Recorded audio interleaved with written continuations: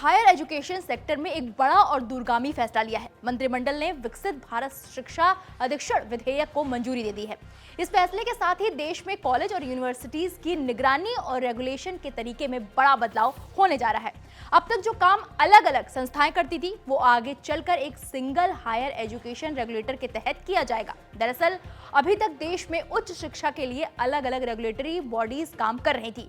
UGC गैर तकनीकी विश्वविद्यालयों की देखरेख करता था, एआईसीटीई तकनीकी शिक्षा जैसे इंजीनियरिंग और मैनेजमेंट की मान्यता देता था, और एनसीटीई शिक्षकों की ट्रेनिंग और टीचर एजुकेशन को रेगुलेट करता था। लेकिन अब सरकार इन सभी संस्थाओं की जगह एक सिंगल कमीशन लाने की तैयारी में है।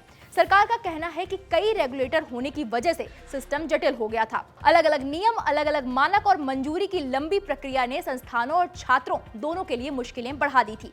इसी को आसान और पारदर्शी बनाने के लिए नया कानून लाया जा रहा है। नए कानून के तहत प्रस्तावित higher education commission of India को देश का सिंगल उच्च शिक्षा रेगुलेटर बनाया जाएगा। इस कमीशन की 3 मुख्य जिम्मेदारियां होंगी। पहली, उच्च शिक्षा संस्थानों का रेगुलेशन। दूसरी, कॉलेज और यूनिवर्सिटीज की एग्रीडेशन यानी मान्यता। और तीसरी, प्रोफेशनल और एकेडमिक स्टैंडर्ड तय करना। हालांकि सरकार ने एक अहम बात साफ कर दी है, फंडिंग को इस नए रेगुलेटर के दायरे में नहीं लाया जाएगा। यानी कि कॉलेज और यूनिवर्सिटीज को मिलने वाले फंड पर इस कमीशन का सीधा नियंत्रण नहीं होगा। अधिकारियों के मुताबिक फंडिंग को चौथा वर्टिकल माना गया है और इसकी स्वायत्तता प्रशासनिक मंत्रालय के पास ही रहेगी। मतलब यह है कि पैसे का आवंटन संबंधित मंत्रालय ही करेगा, जबकि नया कमीशन केवल नियम, मान्यता और शैक्षणिक गुणवत्ता पर फोकस करेगा। ये फैसला राष्ट्रीय शिक्षा नीति एनईपी 2020 के सोच के अनुरूप माना जा रहा है।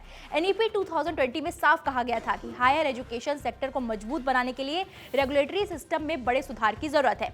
एनईपी 2020 डॉक्यूमेंट में यह भी कहा गया था, रेगुलेशन, एजुकेशन, फंडिंग और एकेडमिक स्टैंडर्ड जैसे कामों को अलग अलग स्वतंत्र और मजबूत संस्थाओं द्वारा किया जाना चाहिए। साथ ही उच्च शिक्षा संस्थानों को एक कॉमन अम्ब्रेला के नीचे लाने की बात भी की गई थी। ये पहली बार नहीं है जब एचईसीआई का कॉन्सेप्ट सामने आया हो। इससे पहले साल 2018 में भी एक ड्राफ्ट बिल लाया गया था, जिसमें यूजीसी एक्ट को खत्म कर higher education commission of India बनाने का प्रस्ताव था। उस ड्राफ्ट को पब्लिक डोमेन में रखकर स्टेक होल्डर से राय ली गई थी। इसके बाद केंद्रीय शिक्षा मंत्री धर्मेंद्र प्रधान के कार्यकाल में इस विचार को दोबारा आगे बढ़ाया गया।